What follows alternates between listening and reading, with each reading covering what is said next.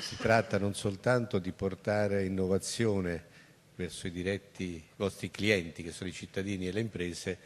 ma anche significa sviluppare una grande domanda di innovazione nel Paese, quindi coloro che poi offrono servizi innovativi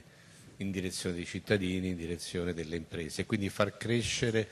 più generalmente le imprese italiane proprio nella parte più avanzata, nell'eccellenza, la capacità di innovare. Innovazione che genera innovazione finisce per fungere da motore del sistema economico del Paese. Il ministro dell'Economia Giovanni Tria, in visita all'Innovation Park di Generali a Mogliano Veneto, ha sottolineato il ruolo molto ampio nel sistema economico italiano della compagnia assicurativa ed il governo, inteso come istituzione, deve tenerne conto come esempio di interazione tra la finanza e l'economia reale. Ed oggi, in occasione della visita del ministro e dell'Open Day all'Innovation Park, il country manager Italia Marco Sesana ha lanciato il piano partner di vita al 2021 con 300 milioni di investimenti nel triennio per l'innovazione, le competenze e le persone e 1150 assunzioni sempre nel triennio. Vogliamo avere un ruolo attivo per migliorare la vita delle persone, ha detto Sesana, insieme ai nostri agenti e ai nostri consulenti.